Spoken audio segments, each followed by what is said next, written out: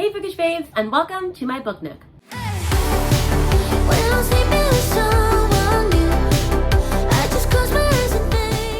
For those that are new around here, the name's Rainy. I teach music. I also read a crap ton of books of all different styles and genres, but thriller is typically where I gravitate towards most. I also like romance, fantasy, all different types of stuff. So if you're here for that, click subscribe.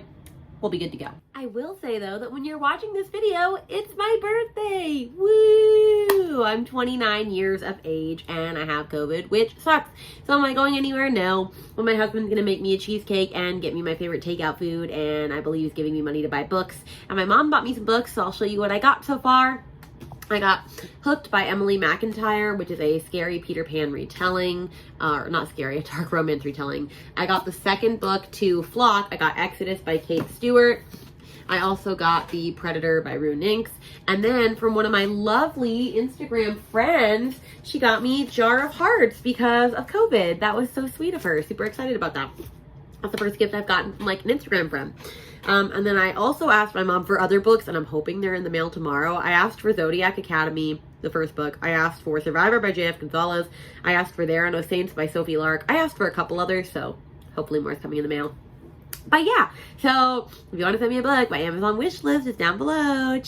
You don't have to send me a book. But anyway, yeah, it's my birthday, so I'm going to try and party as much as I can, COVID style. But back to the video. In today's video, I'm going to be sharing my quarterly wrap-up / reflection / like stats, all the things. I feel like you're already going to know, pardon my, if you hear my clearing my throat and stuff, I currently have COVID, although I'm on the tail end of it. So hopefully I should be better soon. But I didn't put a video up Sunday because I was really sick with COVID, so it's coming up Tuesday. But anyway, I'm sure you've probably already heard a lot of these books that you're going to hear about through my wrap-ups and through my mid-year freak-out book tag that I basically did, but I'm focusing on just quarter two, and so we're going to see how I've done, what my favorite books are, some least favorite ones, books I want to get to really soon, and some stats. So if you're down for that, then here we go. So we're going to start by reflecting on all of the stats and things, and then I'll get into my 5 favorites of the month, or not the month, of the quarter, if I have 5 least favorites, or at least some least favorites like DNFs and things like that, and then 5 books that I really want to get to in quarter 3. So here we go. And like an old fashioned, I have my laptop right here so that I don't forget all the stats. So if you see me looking down, that is why, because otherwise I'll be a dumpster fire. Okay, so as far as books go, in April I read 12 books, in May I read 12 books, and in June I read 11. I was worried about June not having as many because since I'm on summer break, I started not reading and doing other stuff, but then I read a crap ton in like the last 2 weeks and made it happen. So that's a total of 35 books, not too shabby. And then as far as page count goes, in April I read 2,987 pages, in May I read 3,768 pages, and in June I read 3,677 pages, for a total of 10,432 pages. So May was my highest month, but honestly June was like less than 100 pages behind. I typically do read about that 3,500 page range. April was shorter books. Then as far as DNFs go, I only had one DNF, and it was in April, and it was All Her Little Secrets by Wanda M. Morris, and it was the Literally Dead book club pick by Kayla. And it was a legal thriller, and I just learned I am not into legal thrillers, and it was boring, and I just wasn't vibing with it. A lot of other people seemed to really appreciate it. I just didn't. It wasn't for me, and it is what it is. For audiobook hours, I listened to 10.93 hours in April, 43.49 in May, and 35.25 in June. So May was like my audiobook month. I was getting all of the audiobooks delivered to me, whereas now I'm starting to read books at like the same time that they're releasing, and it's a little bit harder unless I requested the day it comes out and remember to do that. I'm on like 12-week holds for audiobooks, so I'm trying to like keep up with the times. For genres, this is not going to shock anybody, but 15 of mine were thriller and horror because that is my top genre. But I was really close second with 12 romance reads. I was in my romance era. So then I had, 15 thriller and horror, 12 romance, 2 fantasy, 1 nonfiction, 2 YA, which one I guess would have been like a YA romance, and then the other one would have been like a YA fantasy. And then 1 magical realism, 1 graphic novel, and 1 short story. I did read 3 novellas as well that were like these feminist novels by Ali Hazelwood, but I labeled those under romance because they were. And then as far as ratings go, I had, let's go backwards, 2 2-stars, 1 3-star, 4 3.5 stars, 9 4 stars, 4 4.5 stars, and 15 5 stars. That is almost half of my reading month, or my reading quarter, being 5 stars. And that was the same thing in quarter 1. I am just vibing this year. I am thriving. I'm living my best life. I know how to choose books that I am going to appreciate, and I could not be happier with this. It's really great when I look back and I see that my reading year has not gone to shit. And I know that there are times where people have really bad reading years. This is not one of them for me. So, live, laugh, loving it. I feel like the more I read books, I'll get used to like how thrillers and romances and things go, and then I won't rate as high, but all these people are just looking out. I'm living my best life over here. For authors, new versus read from before, I've read 11 books that I've read from the authors before, and 24 were brand new authors to me. So this year is all about the land of new authors. And then I don't want to share this fact, but I'm gonna, because I urge myself to do better. I only read from four books of authors of people of color, and the rest were 31 white authors. So obviously I need to do better about that.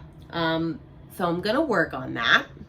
I'm gonna actively look at what I'm picking and go from there. And then I figured I might as well check in on my goals that I set at the beginning of the year and see if I'm on track for any of those. So let's check that really quick.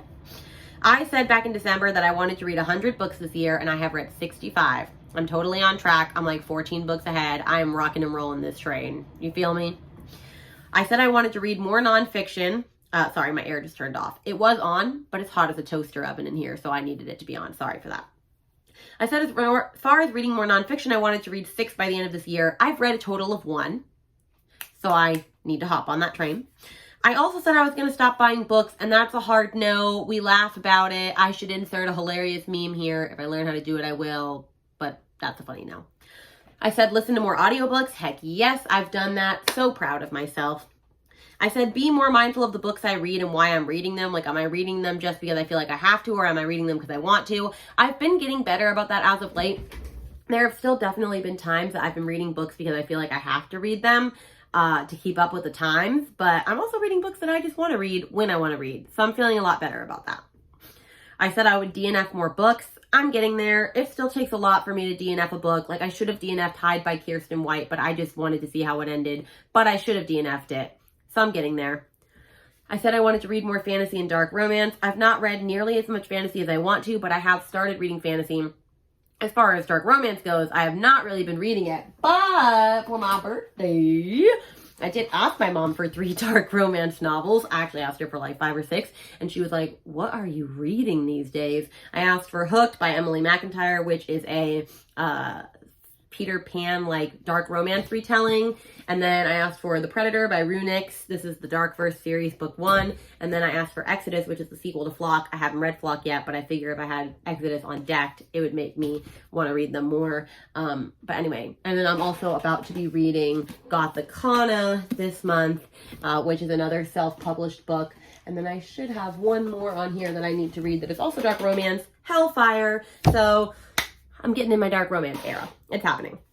And then I also said I wanted to get specific on how I rank books. Like, what makes a 5-star a 5-star? What makes a 4-star a 4-star? I feel like I'm getting there slowly but surely. But also, since I haven't really been reading books in a couple of years, I feel like I'm much more lenient towards books. And I've only now just started to be like, no, this is not a 5-star book. Like, I enjoyed it and it was really great, but there were some fundamental issues with it. And so I'm going to have to knock it back a star. And I've definitely been doing that more in the last 2 months. So I feel like I'm consistent with that. So honestly, these goals are not too shabby. I'm pretty proud with where I'm at. So those were the stats. And now I'm going to show you all of my 5-star books that I've had for this quarter. And we're going to talk about my 5 favorites of the quarter. So this is my giant stack. I'm only missing 4 books of my 5-star reads. So I'm going to tell you what they were. The Risk from the Mind F series. That's book number 1. Heartstopper Volume 2. Know My Name by Chanel Miller. The one nonfiction I've read. They Never Learn by Lane Fargo. Seriously loved this. Verity by Colleen Hoover. Seriously disturbed, but still really enjoyed it. The Roughest Draft by Emily Wibberley and Austin Siegmund Broca. Cute little romance. How to Fake It in Hollywood by Ava Wilder. Hook, Line, and Sinker by Tessa Bailey. Other People's Clothes. You've heard me talk about this a million times. You know it's going to be coming back in just a sec. The Children on the Hill by Jennifer McMahon. You've also heard me talk about that a lot as of recently. Hidden Pictures by Jason Rekulak. And then the 4 that are missing is Fool Me Once by Ashley Winstead, because I got that as an ARC. Let me see, where are my other ones that I said? Hold on. Fool Me Once, Book Lovers, because my mom is borrowing it and reading it right now. Under One Roof by Allie Hazelwood, which is the first feminist novel in her ebook series, and I only had it as an audiobook at the time. And then Monsters Are We, which is my friend's fantasy thriller that they wrote that was inspired by my song Monsters Are We, and I don't have a copy of that. I was like the first edited draft of that. So those are my 5 stars. So now let me get my 5 favorites and let's see what they are. We're gonna kind of go in order, but kind of not. Now, there is one on this list that was not a 5-star. It was a 4.5 star. However, as I was looking back at my list, I really enjoyed this book. Like, it was a 5-star in the vibes. It just wasn't a 5-star in the ending. But I liked it more than even some of my 5-star reads. Like, I just loved my time reading it. So I'm going to put it as one of my favorites of the quarter. And that was One of Us is Dead by Geneva Rose. Like I said, it got a 4.5 stars. I read it in June. And I had been wanting to read this book ever since I saw it. Honestly, the cover was just speaking to me. People were saying how good it was. Haley Hughes, who's like my ride or die that I believe in for book recommendations, basically said this was like the best, like one of the best socialite, domestic, like gossipy, juicy books, you know, domestic thrillers that she's read in a while. And so I knew I had to jump on it. And it totally was. It was full of gossip and scandal and drama and all of the things. And I just loved every second of it. I felt like I was just like drinking the tea, like listening to all of this gossip from these girls in this hair salon. The only reason it got a 4.5 and not a 5, like I mentioned in my wrap up, was because I didn't like the ending because I felt like it was rushed, and also I didn't like who the murderer ended up being. I thought that it was really out of character for that person, and it didn't make sense in general, and it just kind of like was solved in like 10 pages, and it needed more resolution than that. But I still absolutely loved this. It was fantastic. I would recommend this again and again. I can't wait to reread it one day because, like I said, I had a fabulous time reading this. Like, if you want a socialite domestic thriller with all those scandalous, like, snooty upper class women, like, who can't mind their own business, then this is the book for you. And add in a pinch of murder while you're at it. What's better than that? Also, I apologize. My Tourette's is acting up like crazy. Like, my little nose scrunchy thing, that's the Tourette's thing. I can't help it. During COVID, it's just been amping up a lot more. So, if you didn't know, I have Tourette's. Anyway, just throwing that out there in case you see it.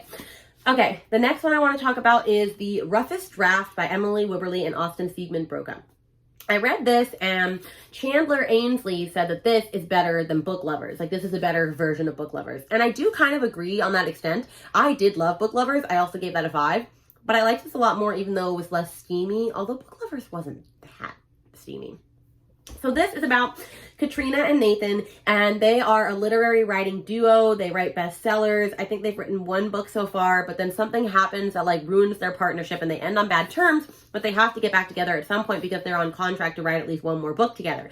So then they're forced to reunite 3 years later, and they end up holing up in Key Largo, which is my hometown, in this little like this house that they rented last time to write their book, and they have to write a book again together and deal with the thing that drove them apart 3 years prior, which of course is probably that one of them fell for the other and like one was in a relationship and like something bad happened, I assume. But it's really cute because everything they're writing in the book, they pass to each other, and it's like what they're feeling about the other person. And so it's just really cute. And there is steam in this, and it's a slow burn romance, and it is just adorable. Like, I love this book. I love Nathan and Katrina. I love their relationship throughout this. Like, this was just such a sweet book. I just thought it was written so well. I know it's not getting the best reviews by everybody, but honestly, I thought this book was fantastic, and I am so glad that it was written. I can't wait to see more books that they write. Plus, they are a married couple themselves, the people that wrote this book together. So if that doesn't say true love, I don't know what does. But this was great. Such a delight, and I'm really glad I read it. Up next, let's talk about another romance that I absolutely enjoyed. It was one of the last books that I read for this quarter, and it was How to Fake It in Hollywood by Ava Wilder. This book was so good. I had been seeing it go all around, and I was starting to get out of like my standard romance genre. Like, I was like, I know how all these like cute little rom-coms go, like it's just gonna be predictable. And I mean, it was predictable, but also not. This book is a lot more deep and emotional than you're expecting. So it's about Gray Brooks, and she is a theater actor, or she's a celebrity. She was on a long-running teen soap opera, and her boyfriend ends up cheating on her. Like, he's also on that soap opera, like cheats on her in public, and so she ends up like getting embarrassed by that and like all this other stuff. And her publicist says in order to help her get back on the up and up, she needs to have a fake relationship with a disgraced Hollywood heartthrob who needs the publicity for a different reason. The reason he needs publicity is because he kind of sank into a deep abyss after his partner, like his movie partner, died from a car accident. And he blamed himself for it, and he basically just turned into like a drunk. And so they're going to be in a fake relationship together to help increase each other's publicity, and of course it's going to end up turning into something more. But what I really liked about this book is how much it dug into grief and like how to deal with that, or not even dealing with that after you've suffered a tragic loss like Ethan has. And how she was able to be there to help him, but how he also had to be able to dig himself out of that pit himself. And I just thought it really represented it really well. It definitely went deeper than I was expecting, and maybe that should have been like a little bit of a trigger warning, because I don't think there was any trigger warning for this. I don't remember reading one. Let me see. Yeah, there wasn't. But this book was fantastic. I absolutely loved it. I was rooting for Gray and Ethan the entire time, and it was a steamy read, let me tell you. So I am very glad that this book exists, and I'm very happy that I fell upon it. All right, let's talk about my top favorite two. I'm not going to spend a lot of time on them because I have talked to death about them on this channel at this point. My second favorite is The Children on the Hill by Jennifer McMahon. Loved it. It's an epic Frankenstein retelling. I'm not going to say much more than that because, like I said, I've said it a lot. In fact, I'll even put the little cover here. And if you want to read it, you can pause this, although you probably can't read that. Anyway, Jennifer McMahon is really good at writing two different timelines and having them connect at some point in the present day to see how they connect. And it was just so good. Like, I can't even tell you. The monster vibes are so strong in this book. I cannot tell you enough how much I love this. The bond of sisterhood between Violet and Iris, I believe it's Iris, yeah, and Eric, the brother as well, it was just miraculous. And I just loved the whole discussion that this book was trying to have on monsters and like what defines a monster, you know, and just like the whole monster, like categorizing monsters and all these things. It was just great. Definitely like a worthwhile read, and I just can't stop talking about it because it was that good. And then, need we say this again, my favorite book, which one of my friends is reading right now, and if she ends up hating it, I'm going to be sad. But she told me at the 33% mark, she was living and loving for it, and that it was a little weird, but that she's vibing with it. So I'm happy with that. Other People's Clothes, Calla Henkel. Need I say it? This is going to be my favorite book of the year. I just don't see anything beating this. It is just so good. It's just good. And that's all you need to know. It's wonderful. And it's about Zoe, who finds herself studying abroad in Berlin for a semester after her best friend ends up getting murdered walking home from work or her class or something like that. And so she goes to Berlin to study abroad with this one girl that she doesn't know very well to like escape from it all. And she ends up, it's basically like a journey of self-discovery, like realizing that she's like bi, and also just trying to like break off ties with her old life while like trying to like assimilate into like what her life is like without her best friend. And then it's like a hint of murder and a thriller that's going on because like the people whose house she's living in, they're like watching them secretly. And it's this whole thing. It's fantastic. I love it. Best book. I just can't say enough. If you haven't picked this up by now, and you haven't put it on your Goodreads by now, and this is like the 5th time I'm saying it, come on. And now let's talk about books that I didn't enjoy, and I do not currently have any of them in my possession because 2 I unhauled, and 1 my mom is borrowing. So, and she can honestly keep it because I don't want it back. So let's talk about it. 1 was my DNF, All Her Little Secrets. Like I said, it's not like it was a bad book. It was just boring. It wasn't for me. It was a legal thriller. Could I even bother to tell you what it was about? I remember vaguely. I believe the main character was sleeping with her boss, and she's a black woman who works at a mainly all-white company for tech. And she's sleeping with her white boss, and then one day she goes in to visit him before work, and he is dead in his office, like he's been murdered. And so she leaves secretly so that nobody knows she was in there, so that they don't think she did it. And then she ends up getting promoted to be his position, and then like it starts getting investigated like about him and about her and all this other stuff. And like I can't remember what the reveal was. I didn't make it that far, but I was just not invested in it even a little bit, so I gave up on that. Then my second least favorite book of the quarter was Hide by Kirsten White. I've already unhauled that, sold it on Pango Books. I wanted it out of my life because it was abysmal. It was a 2-star, and I was hoping it was going to be so much more than that because it was an abandoned amusement park vibe thing, kind of like Hunger Games-esque, where like 14 people were invited to spend 7 days in an amusement park, and they had to hide every day. And the first 2 people that were found at the end of every day were going to be eliminated until there was only 2 people left, and then you slowly find out that like they're actually being murdered by what you don't know yet. And then when you find out what it is, I'm just like, no, I'm not here for this. Like, it was dumb. I thought it went a really stupid way. You couldn't get attached to any of the characters because there were way too many characters, and it was just really hard to like relate to any of them. And the characters all acted like they were like 14, but they were adults. It read very YA, which she's only written YA up to this point, so it makes sense that in her adult novel she wouldn't be very good at it just yet. I don't know. It was not good, and that's all I'm gonna say about it. But my least favorite book, and I gave it a 2-star. I started with a 3.5 star, and then the more I thought about it, I gave it a 2-star. But now that I think about it even more, I want to give it a 1-star. I'd even maybe give it a 0-star if I could, and that is 9 Lives by Peter Swanson. If you have not heard my rant by now, or Katie Colson's rant, or McKay's rant, you should go listen to all their rants. You should go listen to Gabby's book troop discussion from, I believe it was March, for 9 Lives by Peter Swanson, and laugh yourself up while they trash and drag this book, because it was so bad. He ruined And Then There Were None for me, and I've never read that. And he ruined the whole plot and said what happened in it, and that made me mad. He also had the N-word twice in his book, and there was no point for having the N-word. Why? I don't know. Why did you repeat it twice? Lord if I know. And it was just awful, and it was very like, And Then There Were None, basically like copy and pasted, but like a lot worse, everybody says. I wouldn't know because I've never read And Then There Were None. Am I still going to read it? Yeah. Do I know what happens? Yeah, and I'm a little salty about it. But yeah, it's trash. It's like the scum under my shoe. I will never read another Peter Swanson again because he's ruined more than one book before. In 8 Perfect Murders, he ruined 8. So you know what? That's enough for me to say, you're just not my cup of tea, dudeski. Not my cup of tea. And that's it. And then the last thing that I'm going to end with is 5 books that I really want to get to in quarter 3. I'm first going to say 5 books that I said I'd get to in quarter 2, and we'll see if I actually got to any of them. And then I'll say 5 that I want to read for quarter 3 for sure. So in quarter 2, I said that I was going to read Middle Game, and that's a funny haha no. I just have not gotten to it yet. It's a long book and it's daunting. I also said I would read Southern Book Club's Guide to Slaying Vampires, and I have not yet, but it's on the TBR cart, which means it's going to make its way soon. Okay.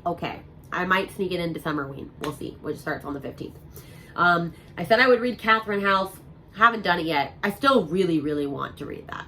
I said I would read The Invisible Life of Addie LaRue, or The Secret Invisible Life of Addie LaRue. I have not yet. I still want to read that. And I said I'd also read From Blood and Ash, and I am reading that this month. So 1, right. Okay, let's just talk about 5 books that I do want to read right now. Okay, as far as books that I want to read in this current moment, I am going to put Southern Book Club's Guide to Slaying Vampires back on this list. And like I said, maybe I'll make it work for Summerween. We will see. But I still really do want to read this because honestly, that book is just speaking to me.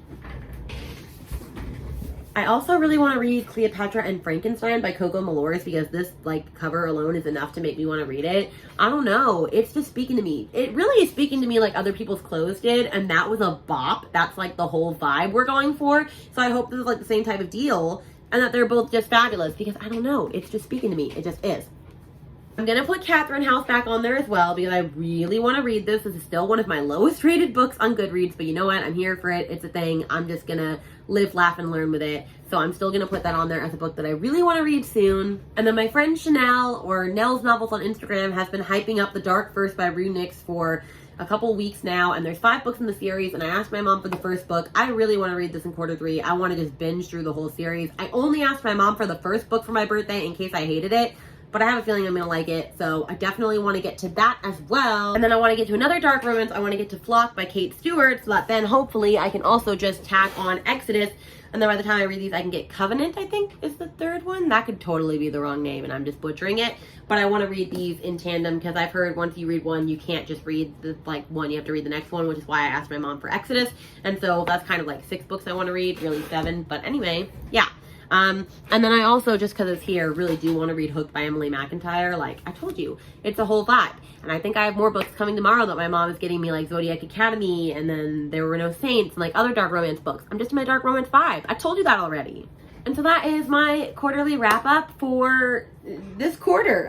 We'll be doing this again in quarter 3 and at the end of quarter 4, and then it'll be a whole thing. So yeah, I hope you enjoyed it. Let me know what books I should get to sooner than others. Let me know if any of the books that I mentioned were your faves or your least favorites, if we had anything in agreement. And with that, I'll see you guys in a video very, very soon. Bye!